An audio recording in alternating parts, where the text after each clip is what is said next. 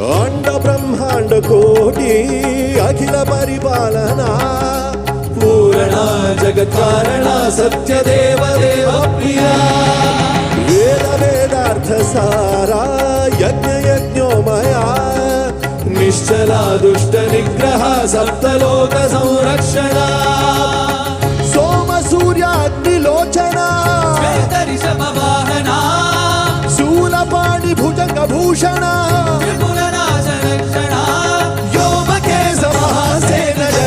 पंचमंत्र परसुहस्त नमः ओम शिवोऽहम्